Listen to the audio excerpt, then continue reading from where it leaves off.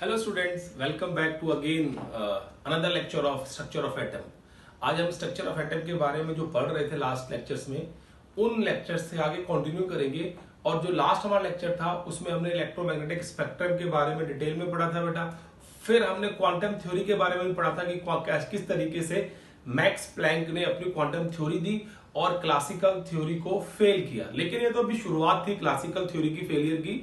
उसके बाद तो बहुत सारे कंसेप्ट आएंगे जो धीरे धीरे करके क्लासिकल थ्योरी को पूरा एलिमिनेट कर देंगे और एक माइक्रोस्कोपिक वर्ल्ड के लिए, जो माइक्रोस्कोपिक वर्ल्ड होता है जैसे एटम है, उसके अंदर इलेक्ट्रॉन है, प्रोटॉन है, न्यूट्रॉन है, उन सब के लिए एक अलग से थ्योरी बन जाएगी and that theory will be quantum mechanics और क्वांटम केमिस्ट्री की बात करेंगे हम।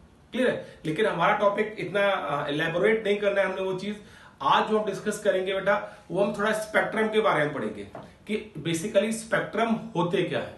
क्लियर है केस? तो स्पेक्ट्रम कुछ नहीं होता बेटा, या स्पेक्ट्रा कुछ नहीं होता है। अगर हम बात करें एटॉमिक स्पेक्ट्रा की या स्पेक्ट्रम की बात की जाए, तो अगर आप किसी लाइट को, सपोज करो सनलाइट है आपके पास और आप सनलाइट को किसी बीकर पानी में एक पानी ले रखा है बीकर के अंदर, और उस पानी के थ्रू सनलाइट को देखने की कोशिश करते हो, या आप जब सनलाइट को पास करवाते हो उस पानी के थ्रू, और उसके बाद जो लाइट ट्रांसमिट होके बाहर निकलेगी उसको आप किसी फोटोग्राफिक प्लेट पे या किसी आप बोर्ड पे या किसी चीज पे आप उसको ऑब्जर्व कर रहे हो, तो you will get that rainbow. आपको रेनबो मिलेगा। अब जो रेनबो मिला है उसका एक पर्टिकुलर पैटर्न है, और उस पैटर्न के अकॉर्डिंग उस पैटर्न को हम क्या बोलते हैं बेटा? स्पेक्ट्रम बोलते हैं। चलो फिर स्टार्ट करते हैं आज का lecture, that is spectrum. Spectrum क्या होता है बेटा? ठीक है, चलो बात करते हैं बेटा स्पेक्ट्रम की हम लोग। तो स्पेक्ट्रा से शुरू करते हैं पहले। Spectra, okay.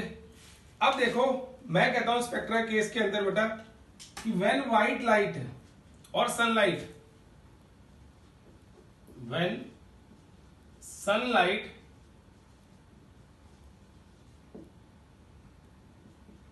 is passed through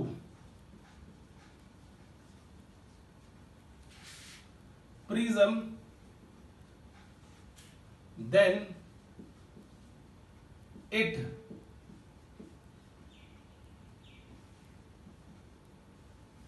splits into 7 different colors।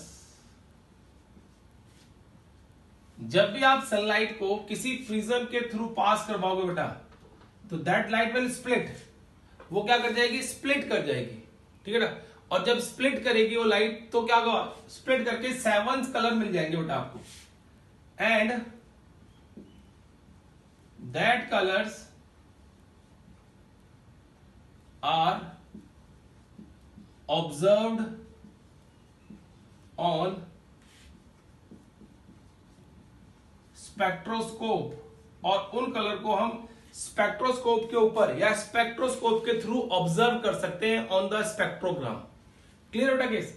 अब देखो, and this is known as spectra, या आपको बताता हूं स्पेक्ट्रम क्या होता है बेटा। क्लियर है?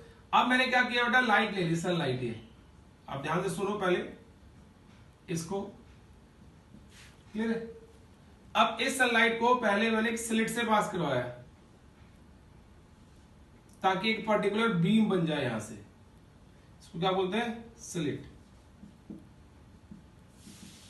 ठीक है बेटा? अब जब इसको स्लिट से पास करवाऊंगा, और स्लिट के पास होने के बाद it will pass through a prism. वो पास होगी किससे बेटा? फिर प्रिज्म से। ये क्या है? सन है। और प्रिज्म के पास होने के बाद then we observe the pattern in which it will scattered और split into is known as spectrum. उसको हम स्पेक्ट्रम बोलेंगे। देखो बेटा, ये सन से लाइट गई और ये प्रिज्म में टकराई। ये प्रिज्म से पास होने के बाद लाइट इस तरीके से डेविएट करके बेटा, क्लियर है? क्या करके? लाइट डेविएट करके इस तरीके से।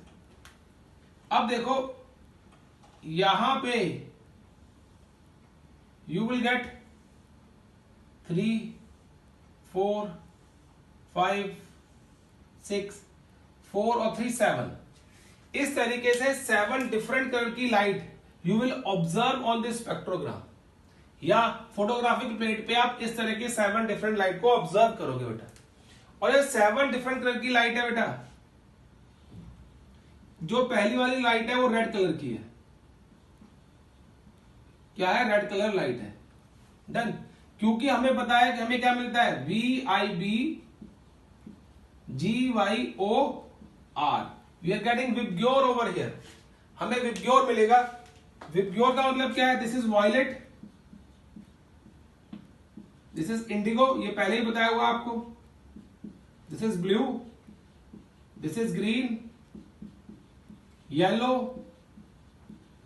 Orange and red. ये कलर का एक पैटर्न मिल जाएगा। डन। बट देयर इज, यहां पे लिख सकते हो आप, this red light deviates to minimum angle. ये सबसे कम एंगल पे डेविएट करेगी। And violet light deviates to maximum angle, और ये सबसे ज्यादा एंगल पे डेविएट करेगी। देखो, डेविएशन का सीधा रिलेशन वेवलेंथ से होता है। जितनी बड़ी वेवलेंथ होगी उतनी डेविएशन कम आएगी, और जितनी ज्यादा कम वेवलेंथ होगी उतनी डेविएशन ज्यादा आएगी। That is why this violet colour की लाइट जो है वो मैक्सिमम डेविएशन शो कर रही है, क्योंकि उसकी वेवलेंथ छोटी है। और वेवलेंथ छोटी होने के कारण क्या होगा बेटा, वो जल्दी से डेविएट कर जाएगी टू अ लार्ज एंगल और to a bigger angle. But due to the large और हाई वेवलेंथ होने के कारण बेटा रेड की, वो कम से कम एंगल पे डेविएट करेगी। अब देखो, हमें ये सारे के सारे कलर के पैटर्न्स मिल रहे हैं। ये जो कलर के पैटर्न है बेटा, यहां पे इन पैटर्न्स के अंदर there is no gap in the different colors of this spectra. There is no gap in the different colors of this spectra. इस स्पेक्ट्रा के अंदर कोई भी गैप नहीं होगा बेटा, क्लियर है? And that is why it is known as continuous spectrum। क्या बोलते हैं इसको? continuous spectra। ठीक है, याद रखना क्या होता है continuous spectra। when there is no gap in the different colors of the spectra, या different lines जो भी आए उसमें कोई गैप ना हो, तो इस तरह के स्पेक्ट्रा को हम क्या बोलते हैं बेटा? We call it continuous spectra. ये कॉन्टिन्यूअस स्पेक्ट्रा होता है।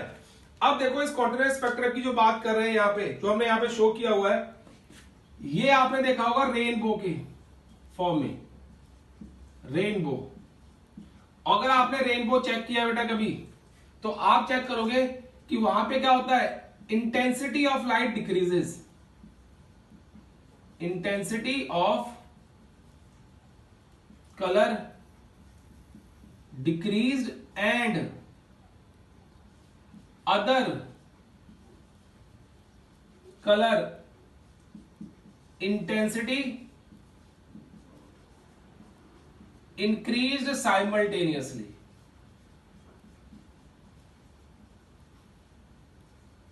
ठीक है ना? तो वहां पे कोई गैप नहीं आता।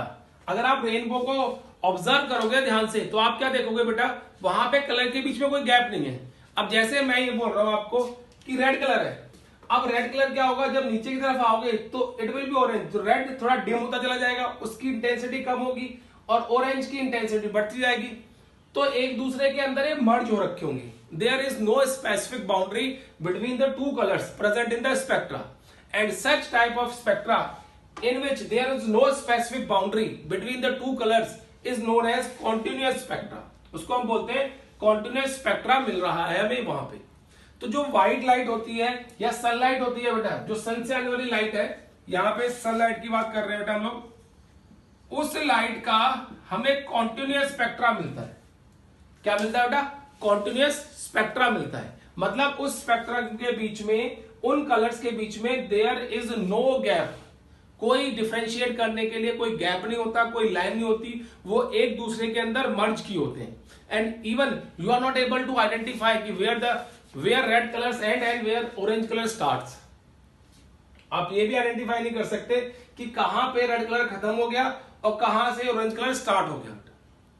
अगर ये आइडेंटिफिकेशन हो जाता तो हम इसको कॉन्टिन्यूअस स्पेक्ट्रम नहीं बोलते। इसलिए मर्ज हो रखे हैं सारे के सारे कलर एक दूसरे के अंदर।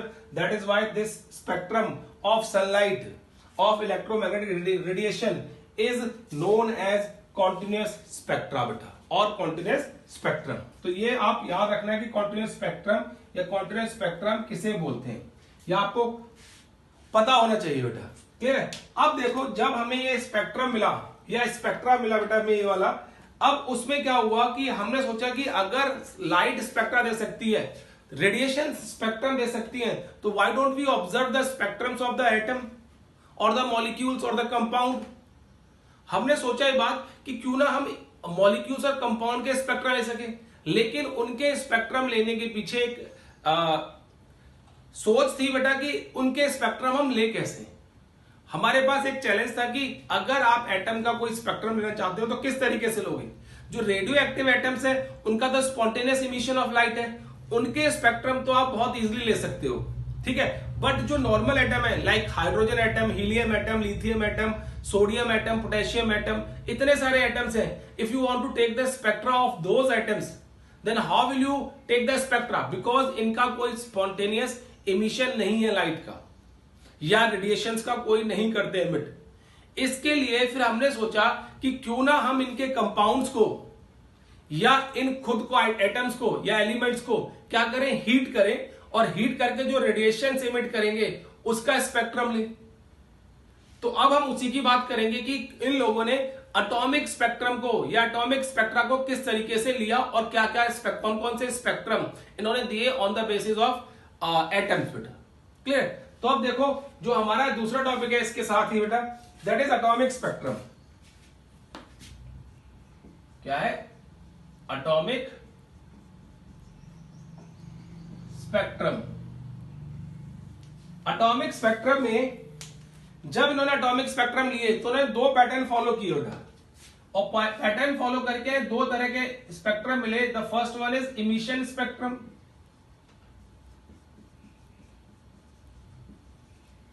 and the second one is absorption spectrum। ये दो स्पेक्ट्रा इन लोगों को मिले बेटा। इन साइंटिस्ट ने फाइंड आउट किया कि हम दो तरीके से स्पेक्ट्रम ले सकते हैं किसी भी एटम की। अब ये इमिशन स्पेक्ट्रम या एब्जॉर्प्शन स्पेक्ट्रम होता क्या है और इसमें क्या करते हैं बेटा, ये आपको बताता हूं। पहले मैं इसको रब कर दूं, जो बाकी पोर्शन यहां पे है बेटा।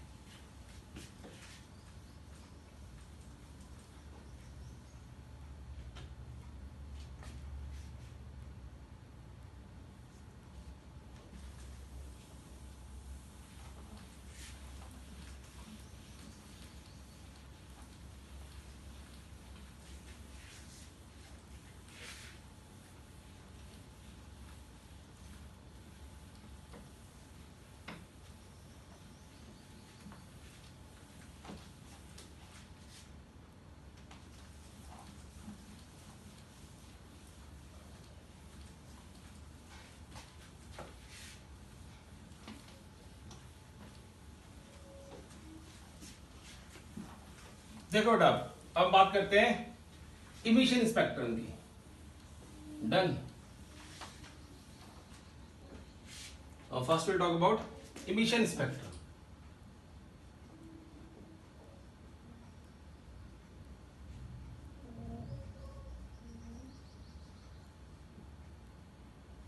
We talk about the emission spectrum. तो ये इमिशन स्पेक्ट्रम लिया कैसे गया? हमने क्या किया बेटा, atom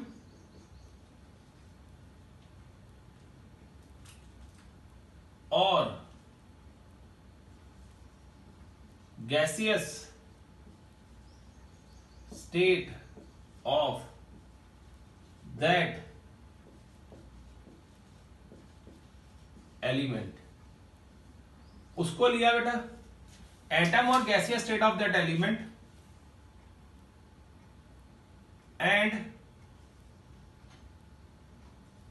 we can take compound of that element also. हम उस एलिमेंट का कंपाउंड भी ले सकते हैं कुछ। हमने क्या किया बेटा, इसको पहले देखो, atom is heated with the help of electric arc or by increasing the temperature of system, जिसके अंदर आपने क्या कर रखा है बेटा, उस एटम को या उस एटम की गैस को लिया हुआ है। क्लियर है? अब जब आप हीट करते हो, so there will be radiations emitted by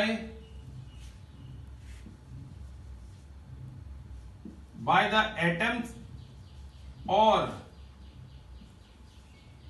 gases or the gas taken in the system, और डिस्चार्ज ट्यूब भी बोल सकते हो बेटा। हमने क्या किया कि जब आप उसको हीट करोगे, हीट कर कैसे कर सकते हो आप, you can heat the compound with the help of that electric arc or you may use temperature, और आप टेम्परेचर यूज कर सकते हो। जब आप उसको हीट करोगे तो उसके एटम क्या करेंगे बेटा, काइनेटिक एनर्जी गेन कर लेंगे, उनके अंदर बहुत सारी एनर्जी आ जाएगी and they will start radiating energy, और वो क्या करेंगे बेटा, उस एनर्जी को रेडिएट करना शुरू कर देंगे। जब एनर्जी रेडिएशन स्टार्ट होगी, ठीक है, इन द सिस्टम, तो हम क्या करेंगे, these radiations are observed on spectrogram through spectroscope. Spectroscope के थ्रू हम क्या करेंगे बेटा, इन रेडिएशंस को ऑब्जर्व करेंगे क्या आ रहा है।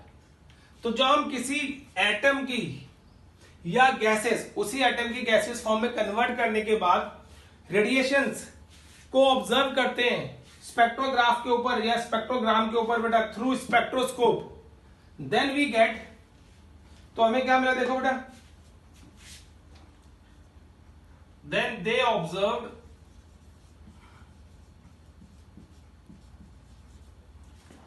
certain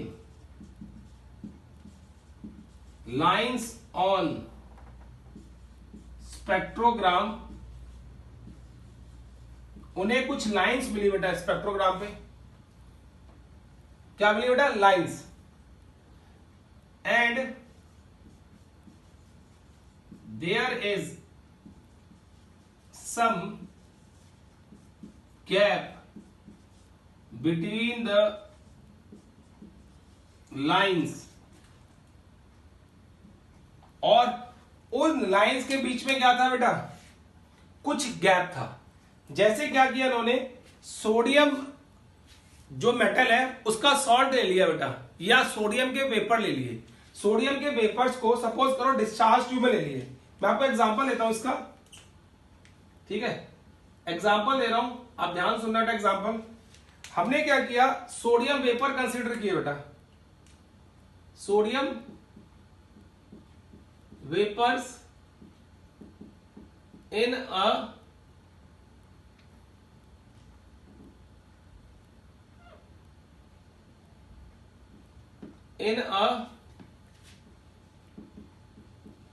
discharge tube, sodium vapour लिए। अब ये सोडियम वेपर क्या करेंगे, they will emit radiations when these radiations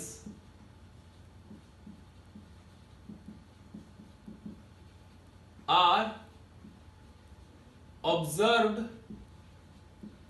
on or observed through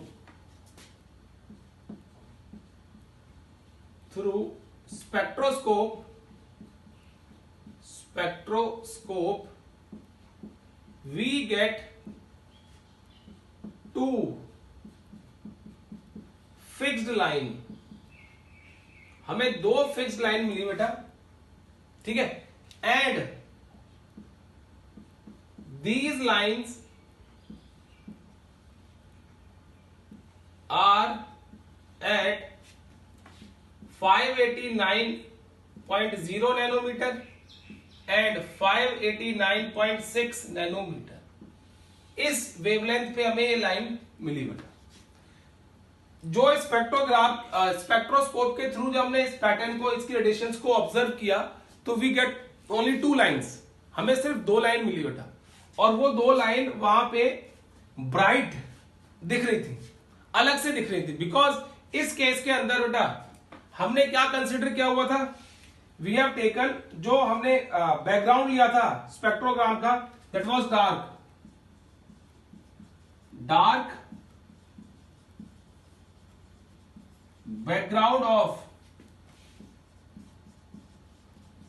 spectrogram is taken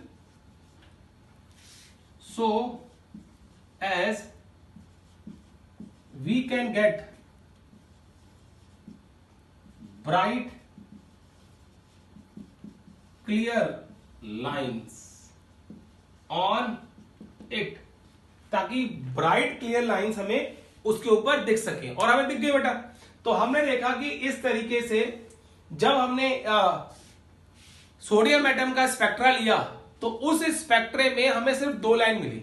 अब चाहे आप सोडियम एटम का स्पेक्ट्रा लो, चाहे आप NaCl का स्पेक्ट्रा लो, चाहे आप सोडियम सल्फेट का स्पेक्ट्रा लो, जिससे भी कंपाउंड के अंदर सोडियम प्रेजेंट है, और उस सोडियम की वजह से हमेशा आपको दो लाइंस मिलेंगी, and those lines will be at 589.0 nanometre and 589.6 nanometre पे पक्का मिलेंगे। तो इस तरह के स्पेक्ट्रम को हम बोलते हैं बेटा discontinuous spectrum.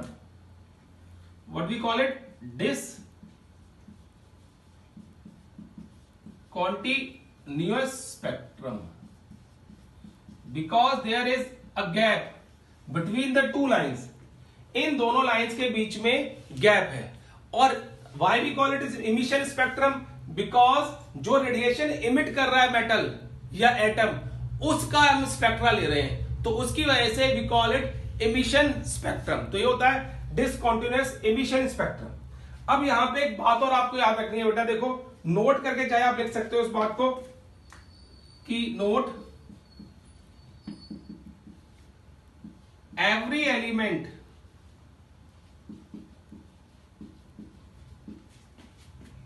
has different spectra. Every element has different spectra, just like fingerprint of human beings। ठीक है बेटा, कहते हैं कि हर एक एलिमेंट का स्पेक्ट्रा अलग अलग होता है, और हर एक एलिमेंट का स्पेक्ट्रा अलग अलग होने की वजह से हम इसको फिंगरप्रिंट स्पेक्ट्रम भी कह देते हैं। क्या बोलते हैं बेटा इसको हम? Fingerprint spectra. बिकॉज जिस तरीके से दो बंदों की या दो आदमियों की बेटा, दो ह्यूमन बींग्स के फिंगरप्रिंट सेम नहीं हो सकते, इसी तरीके से किन्हीं दो एलिमेंट के स्पेक्ट्रा कभी सेम नहीं आएंगे। क्लियर है? क्या हुआ? इन किन्हीं दो एलिमेंट्स के जो स्पेक्ट्रा होंगे बेटा कभी सेम नहीं आएंगे।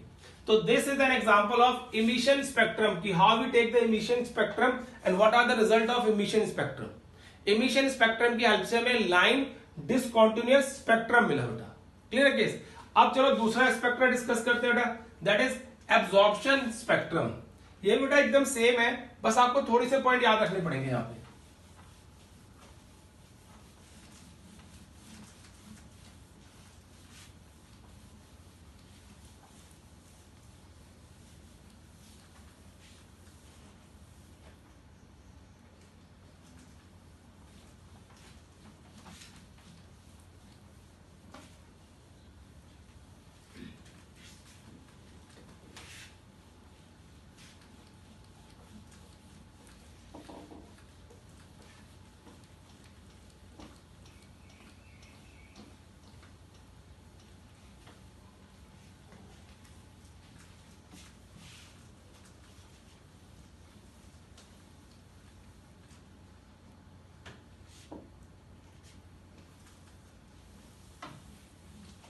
देखो बेटा, बात करते हैं हम लोग एब्जॉर्प्शन स्पेक्ट्रा की।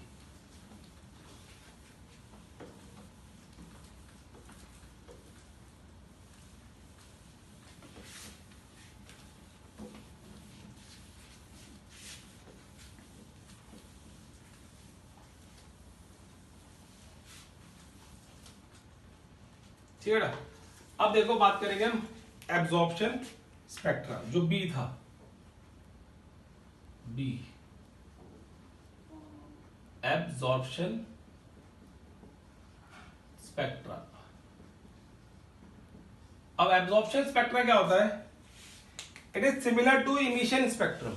ऐसा कुछ नहीं होगा कि अगर कोई किसी एटम का आप इमिशन स्पेक्ट्रम ले रहे हो तो जिस पर्टिकुलर पॉइंट पे लाइंस आ रही है बेटा उस एटम की, उसी पर्टिकुलर पॉइंट्स पे आपको यहां पे कुछ ना कुछ ऑब्जर्व होगा, and that is why we call it absorption spectra. लेकिन इसको लेने का तरीका अलग है।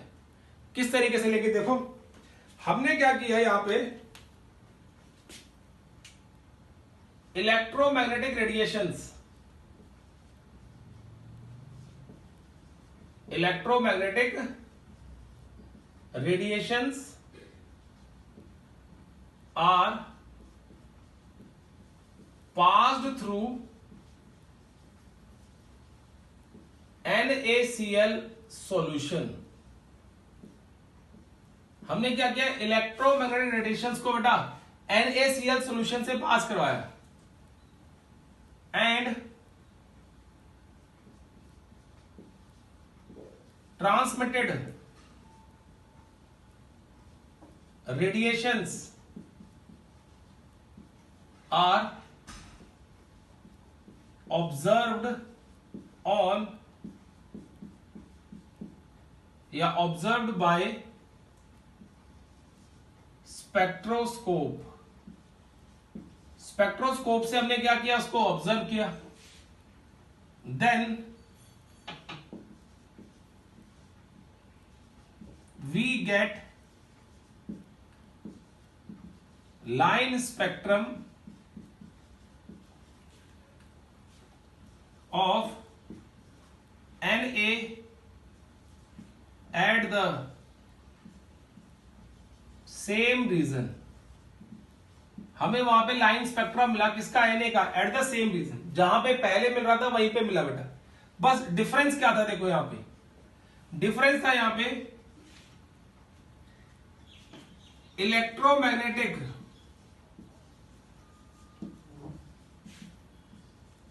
radiations were absorbed by NaCl solution at 589.0 nanometre and 589.6 nanometre, इस पे ऑब्जर्व एब्जॉर्ब हो गई थी बेटा। तो वी गेट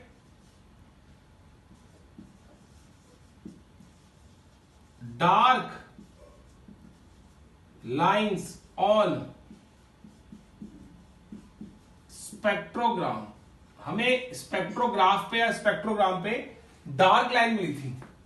अब यहां पे जो याद रखने वाली बात है बेटा, जो हमने यहां पे स्पेक्ट्रोग्राम कंसीडर किया था that is bright background. Bright background था बेटा, bright background. So dark black colour lines are easily appeared. इसलिए डार्क ब्लैक कलर लाइंस जो होती है बेटा उस पर इजिली क्या हो गई, अपीयर हो गई। और हमें दिख गया जिस पॉइंट ऑफ टाइम के ऊपर इमिट करके लाइन आई थी बेटा, वहां पे उसी पर्टिकुलर पोजीशन पे वहां पे लाइट एब्जॉर्ब हो गई। जो इलेक्ट्रोमैग्नेटिक रेडिएशन हमने पास की सॉल्यूशन में से बेटा, तो उसी पर्टिकुलर रीजन पे, उसी पर्टिकुलर वेवलेंथ पे इलेक्ट्रोमैग्नेटिक रेडिएशंस को एब्जॉर्ब कर लिया किसने, सोडियम ने। और इसीलिए बेटा सोडियम को एब्जॉर्ब करने के बाद इसलिए वहां पे हमें डार्क पैटर्न मिल गया। अब यह सपोज करो, मैं आपको बताता हूं किस तरीके से। अब सपोज करो ये हमारे पास एक स्पेक्ट्रोग्राम है बेटा, क्लियर है। अब बेटा व्हाइट कलर, अब देखो पूरा का पूरा व्हाइट है कि नहीं। अब इसको ब्राइट कलर मान लेते हैं हम लोग। अब इसको हमने क्या किया, यहां पे NaCl सॉल्यूशन रख दिया। किसी भी क्यूबिट में NaCl सॉल्यूशन को फिल कर दिया यहां पे। जब NaCl सॉल्यूशन को इस क्यूबिट में फिल किया हम लोगों ने और सनलाइट के थ्रू बेटा लाइट को पास करवाया इस NaCl सॉल्यूशन के थ्रू, तो जब लाइट पास हुई बेटा यहां से, डन, तो जो लाइट यहां पे ऑब्जर्व हुई वो तो सीधी आई, लेकिन हमें दो डार्क फ्रिंजेस मिल गई। मतलब इस पे लाइट फॉल नहीं की और आपको कुछ इस तरीके से पैटर्न मिल गया, ये मिल गया इस तरीके। तो देखो ब्राइट बैकग्राउंड था, दैट इज वाई जहां पे लाइट एब्जॉर्ब हुई वहां पे डार्क बन गया। आप कुछ सोचो बेटा, देखो अब लाइट सपोज करो बोर्ड की ये लाइट है, अब you are able to see my fingers. अब क्या किया है, जो लाइट आ रही है बाहर से उसने क्या किया बेटा, उसने मेरी फिंगर्स से उन लाइट को एब्जॉर्ब कर लिया है और बाकी जहां गैप है बेटा फिंगर्स के बीच में, वहां पे देखो ब्राइटनेस अपीयर हो रही है, हो रही है। देखो ये देखो, आप चेक कर सकते हो, आप अपने आप भी चेक कर सकते हो घर पे जाके बेटा कि किस तरीके से अपीयर होती है। तो वो भी आप अपीयर देखो हो रही है यहाँ पे। तो इस तरीके से ही जब सॉल्यूशन में से लाइट पास की तो कुछ पर्टिकुलर वेवलेंथ को सॉल्यूशन ने NaCl के Na ने एब्जॉर्ब कर लिया और एब्जॉर्ब करने के बाद जो हमें लाइंस मिली बेटा ये वाली, इन लाइंस का जो वेवलेंथ थी बेटा दैट इज 589.0 एंड 589.6 नैनोमीटर, यही रेंज आई बेटा इसकी। तो हमने इसमें कंफर्म कर दिया कि इमिशन स्पेक्ट्रम में वो लाइन इमिट होके बाहर आएंगी रेडिएशंस, और एब्जॉर्प्शन स्पेक्ट्रम में वहां पे डार्क फ्रिंजेस बन जाएंगे, डार्क लाइन बन जाएंगी। तो ये एटॉमिक स्पेक्ट्रम जो होते हैं बेटा, इस तरीके से किसी भी एटम का या एलिमेंट का हम स्पेक्ट्रम लेते हैं। क्या किया हमने, किसी एटम का और एलिमेंट का स्पेक्ट्रम लिया बेटा। अब देखो इसी तरीके से क्या किया गया बेटा, फिर हाइड्रोजन स्पेक्ट्रम को स्टडी किया गया कि हाइड्रोजन का जो स्पेक्ट्रा होता है वो क्या होता है, वो किस तरीके से हम लेंगे। चलो बात करते हैं बेटा हाइड्रोजन स्पेक्ट्रम की।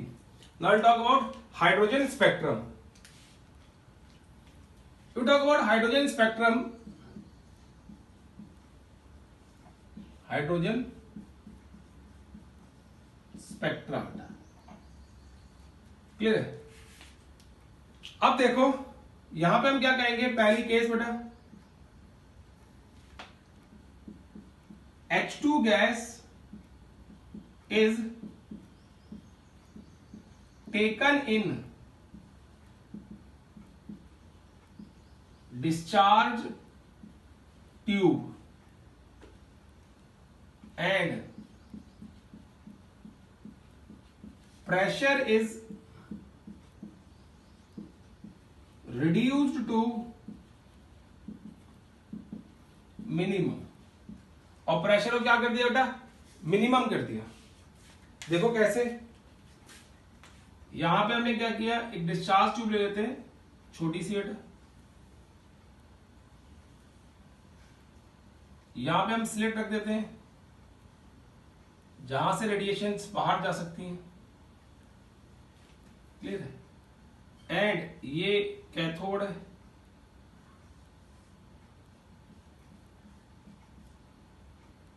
एंड दिस इज एनोड, ये एनोड है बेटा, यहां पे हमने की लगा दी है, क्लियर है। इस जगह पे हमने एक स्पेक्ट्रोग्राम रख दिया या स्पेक्ट्रोग्राफ रख दिया जिसपे हम ये ले सके,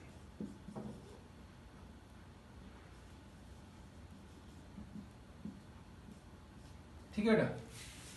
अब इस डिस्चार्ज ट्यूब के अंदर ये हाई वोल्टेज बैटरी है, suppose 10,000 volt we are taking, और इसके अंदर हमने हाइड्रोजन गैस फिल कर दी है, तो we have hydrogen gas in this case. When we switch on this circuit, जब हम की को इंसर्ट कर देंगे बेटा यहां पे, तो क्या होगा, ये सर्किट जो है फंक्शन में आ जाएगा, और जैसे ही फंक्शन में आएगा क्या होगा बेटा, यहां से इलेक्ट्रॉन निकलेंगे, इलेक्ट्रॉन क्या करेंगे, इस पूरी हाइड्रोजन गैस को आयोनाइज कर देंगे और हीट अप कर देंगे, और हीट अप करने के कारण यहां से कुछ रेडिएशंस इमिट होंगी, and these radiations can transmit through this slit and observe on the photographic plate, और फोटोग्राफिक प्लेट पे वो ऑब्जर्व की जाती है, क्लियर है। पहली बात तो जो हमारे पास हाइड्रोजन का स्पेक्ट्रम होता है बेटा, इसको हम बोलते हैं इमिशन लाइन स्पेक्ट्रम, ये बात याद रखना, कई बार पूछ लेते हैं emission line spectrum, and why we call it emission line spectrum, because यहां पे हम हाइड्रोजन को हीट करके उसकी रेडिएशंस को ऑब्जर्व कर रहे हैं, और आपको पता है कि अगर किसी भी एलिमेंट को या उसके सॉल्ट को हीट करके उसकी रेडिएशंस को ऑब्जर्व कर रहे हो, तो that will be emission spectrum, and we will get lines on this photographic plate और spectrogram, that is why we call it emission line spectrum. तो जो हाइड्रोजन का स्पेक्ट्रम है that is emission line spectrum है, ये बात आपको याद रखनी है बेटा, क्लियर है किस। अब देखो, अब इसमें हुआ क्या बेटा, जब इस स्पेक्ट्रम को ऑब्जर्व किया गया, तो सबसे पहले जो साइंटिस्ट थे, मैं आपको बताता हूं, जिनका नाम था Balmer, he observed certain line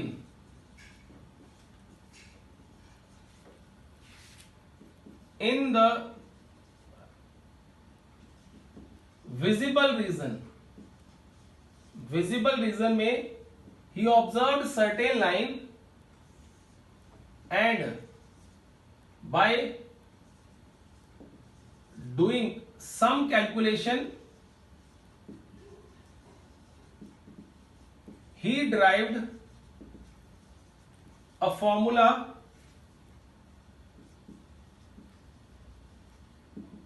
उन्होंने एक फॉर्मूला ड्राइव किया बेटा, और फॉर्मूला क्या था, it's a relation between wavelength, wave number is equal to 109677 1 upon n1 का स्क्वायर माइनस 1 अपॉन n2 का स्क्वायर, साथ में z स्क्वायर, ये फॉर्मूला उन्होंने वहां पे ड्राइव किया बेटा, बताया कि इस तरीके से किसी भी वेवलेंथ को हम n1 और n2 का रिलेट कर सकते हैं, क्लियर बेटा केस। अब जो ये फॉर्मूला उन्होंने ड्राइव किया था, ये विजिबल रीजन के अंदर था, जो हाइड्रोजन स्पेक्ट्रम जो पूरा फोटोग्राफिक प्लेट पे या स्पेक्ट्रोग्राम पे हमें मिला था ना बेटा, उस पे क्या करा था, जब हमने स्पेक्ट्रा देखा तो उस पे हमें कुछ लाइंस नजर आई, और उन लाइंस को उन्होंने स्टडी कर लिया बेटा, क्लियर। और फिर उन्होंने बताया कि ये भाई क्या है, विजिबल स्पेक्ट्रा है, हाइड्रोजन के स्पेक्ट्रम में हमें ये वाली लाइंस मिल रही है बेटा, तो उसके अकॉर्डिंगली उन्होंने कैलकुलेशन की, और कैलकुलेशन के अकॉर्डिंगली उन्होंने ये वाला इक्वेशन दी। फिर फर्दर एक साइंटिस्ट आया बेटा, जिन्होंने इसके ऊपर और काम किया, एंड उन्होंने इस इक्वेशन को पूरा वेरीफाई किया और यहां पे बेटा सारे के सारे नाम दिए और उसको बोलते हैं रेडबर्ग इक्वेशन। तो वो क्या होती है देखो, रेडबर्ग इक्वेशन सेम है बेटा, 1/λ इज इक्वल टू दिस, ये आ गया आर रेडबर्ग 1/n1 का स्क्वायर माइनस 1/n2 का स्क्वायर और z स्क्वायर, वही सेम इक्वेशन थी, ठीक है। लेकिन हमने क्या, इन्होंने क्या किया, बहुत अच्छी तरीके से मॉडिफाई किया और ड्राइव किया था बेटा, इसलिए इसको हम रेडबर्ग इक्वेशन क्या देते हैं। और जो आरडी है इसको बोलते हैं रेडबर्ग कांस्टेंट, जिसकी वैल्यू होती है 109,677 पर सेंटीमीटर। एंड जेड है बेटा जो, वो है एटॉमिक नंबर, जो भी एटम, जिस भी एटम का आप स्पेक्ट्रम कंसीडर करोगे उसका एटॉमिक नंबर कितना है, that you have to put over there. Lambda is wavelength and mu bar is a wave number, ठीक है। तो उस तरीके से उन्होंने ये वाली इक्वेशन दे दी बेटा। अब क्या हुआ, जब हाइड्रोजन का स्पेक्ट्रम आया, आपको एक बात क्लियर कर दूं, ये बोहर्स की तरफ जा रहे हैं सारे के सारे, हमने बोहर्स एटॉमिक मॉडल पढ़ना है। और जो ये आपके पास ये बाल्मर हैं या और साइंटिस्ट के जिनके नाम अभी लूंगा बेटा मैं, वो सारे के सारे बोहर्स के स्टूडेंट थे, who was doing PhD under the Bohr's guidance. तो उन्होंने जब स्पेक्ट्रम लिया, क्योंकि Bohr was working on the atomic model of an atom, तो उन्होंने स्पेक्ट्रम लिया इस चीज का, तो बाल्मर को ये वाली लाइंस एब्जॉर्ब की। तो बोहर ने क्या किया कि जब बाल्मर ने खोजी है तो उसका नाम बाल्मर सीरीज ही रख दिया बेटा। तो आप देखो एक्चुअलिटी में वो हाइड्रोजन का स्पेक्ट्रम होता कैसे है, आपको बताता हूं।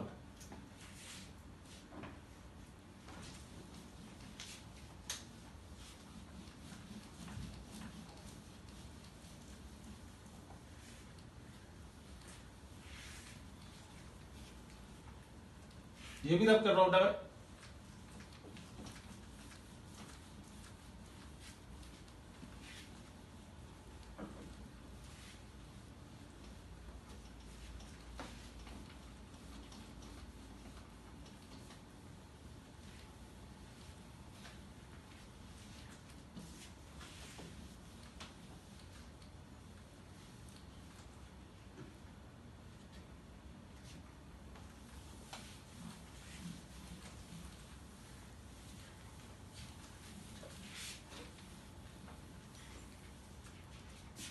देखो बेटा, अब हाइड्रोजन स्पेक्ट्रम का जो ग्राफ, हाइड्रोजन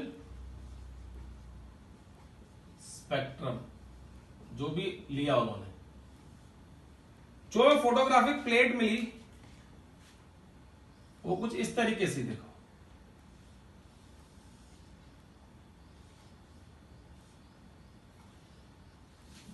ठीक है बेटा। अब यहां पे कुछ lines I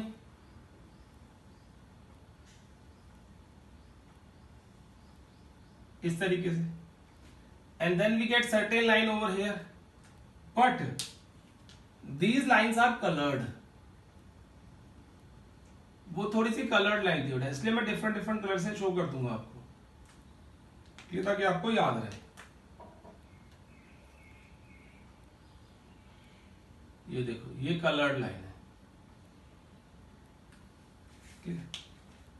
and then you observe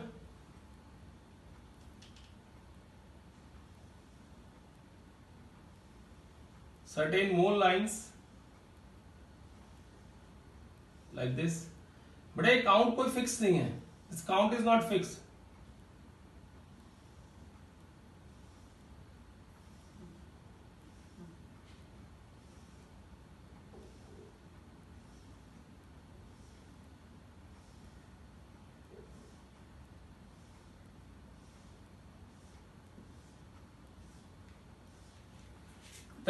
ये लाइंस आई और इन लाइंस को अलग अलग साइंटिस्ट ने ऑब्जर्व किया बेटा, और ऑब्जर्व किया तो उनके नाम पे इनका नाम रख दिया गया।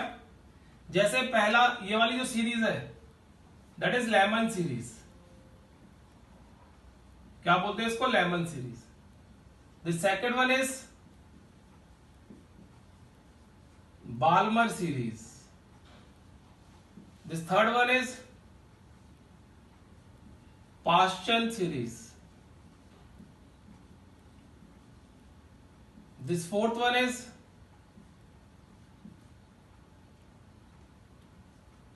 Bracket series. And this fifth one is P-Fund series. And the sixth one is Humphrey.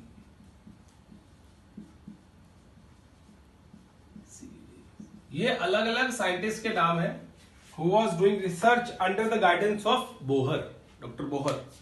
ठीक है बेटा, तो ये उनके गाइडेंस में उन्होंने ये सारे के सारे स्पेक्ट्रम, हाइड्रोजन स्पेक्ट्रम को इस तरीके से ऑब्जर्व किया बेटा। क्लियर है? अब इनके नाम अलग अलग क्यों आए बेटा? लेमन ने ये काम अल्ट्रावायलेट रेडिएशन में ऑब्जर्व की थी बेटा। जब यूवी रेडिएशंस को फॉल करवाया इस पर्टिकुलर सीरीज के ऊपर और स्पेक्ट्रोग्राम के ऊपर, then he observed these lines and that is why we call them Lyman series बेटा। क्लियर? बाल्मर ने ये काम आपको बता ही दिया था बेटा, विजिबल रीजन के अंदर किया था। विजिबल रेडिएशन जब फॉल हुई थी तब सबसे पहले बाल्मर ने इनको ऑब्जर्व किया था। And the other 3 are in infrared region. ये इंफ्रारेड रीजन में फॉल करती थी, इसलिए जब इंफ्रारेड रेज को फॉल करवाया then they have observed all these series बेटा। And this is far IR region, far infra red region. फिर इसको फार इंफ्रारेड रीजन में ऑब्जर्व किया हैम्फ्री सीरीज को। क्लियर है? तो देखो याद करने का तरीका क्या है, ये जो सीरीज दे रखी है पूरी, इसको याद करने का तरीका है बेटा एक।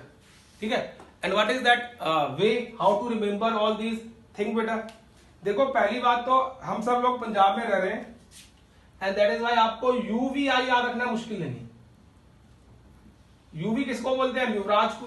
यूवी, यूवी तो मतलब पहली सीरीज जो है अल्ट्रावायलेट रेज में, दूसरी विजिबल में और बाकी सारी इंफ्रारेड में। तो यूवीआई, ठीक है, यूवी या यूवीआई या यूवी, आपकी मर्जी बेटा, जिस मर्जी तरीके से आप याद रखना चाहते हो। अब हमें याद रखना है कि इस सीरीज में लेमन पहले है, बाल्मर दूसरी है, पास्चन तीसरी है, ब्रैकेट चौथी है, पीफंड पांचवी और हैम्फ्री छठवीं है। इसको याद करने का तरीका होता है बेटा, low blood pressure, blood pressure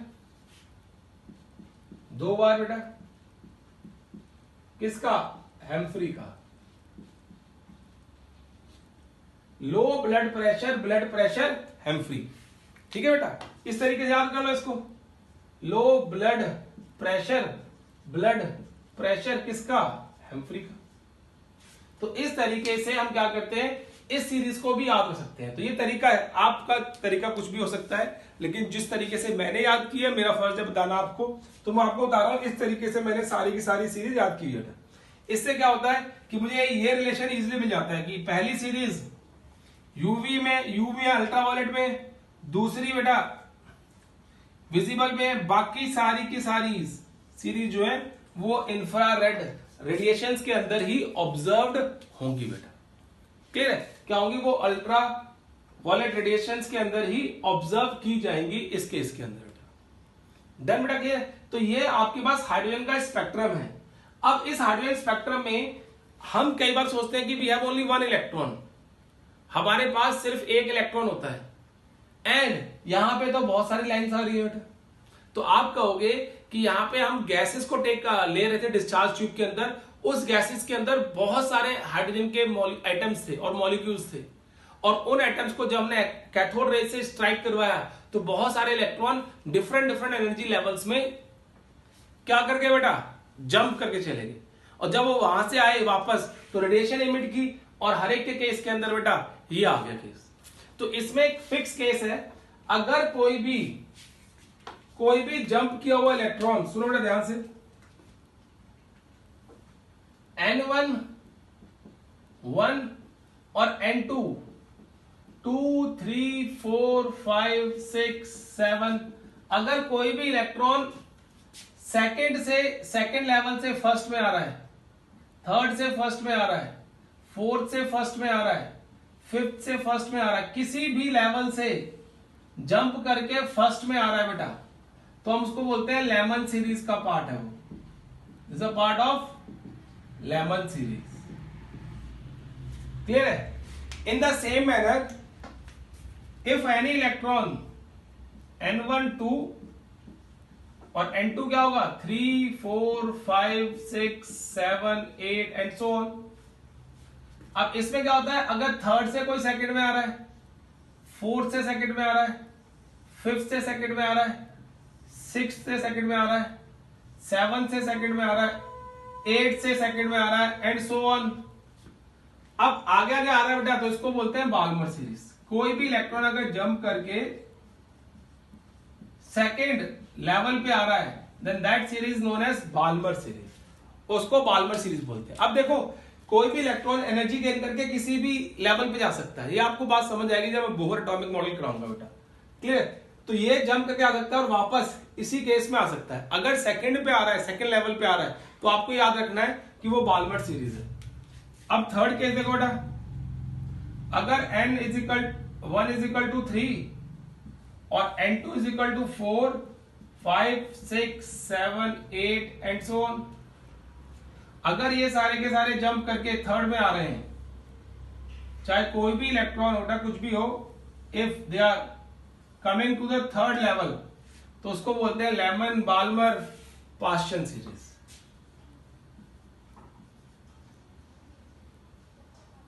this is known Paschen series, Paschen series. उसी तरीके से देखो, दो और बचे हैं मेन, उनको भी मैं लिखा देता हूं। अगर जंप करके कोई n1 इज इक्वल टू 4 में आ रहा है और n2 क्या है 5 6 7 8 9 एंड सो ऑन, 5 से 4 में आ रहा है, 6 से 4 में आ रहा है, 7 से 4th में आ रहा है, 8 से 4th में आ रहा है और 9 से 4th में आ रहा है। क्लियर? तो इसको बोलते हैं लेमन बाल्मर पास्चन ब्रैकेट।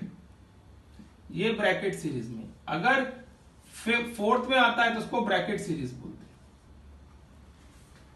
हैं। If it comes to n1 is equal to 5 and n2 is equal to 6 7 8 9 and so on, and they are coming back to fifth orbital या orbit, that is known as p fund series। उसको हम क्या बोलते हैं? p fund series कहते हैं। Clear? ये हम ज्यादातर 5 सीरीज शो करते हैं बेटा, 6 तो मैंने आपको एक्स्ट्रा बताई है। तो आप याद रखना कि अगर इलेक्ट्रॉन जंप करके एनर्जी गेन करके कहीं हाई लेवल पे चला गया और जब वापस वो फर्स्ट में आता है तो लेमन है, सेकंड में आता है तो बाल्मर है, थर्ड में आता है तो पास्चन है, फोर्थ में आता है तो ब्रैकेट है, एंड अगर फिफ्थ में आता है तो वो क्या है बेटा, हमारे पास पी फंड सीरीज है बेटा। क्लियर है केस? तो वो केस आ गया इस तरीके से। अब नाउ इसके बाद बेटा जो हमारा नेक्स्ट पार्ट होगा इस चैप्टर का, that is Bohr's atomic model, और उससे पहले हम डिस्कस करेंगे थोड़ा सा रदरफोर्ड के ड्रॉबैक कि क्या रहे थे एक बारी फिर से। ठीक है बेटा? Till then take care and bye bye बेटा।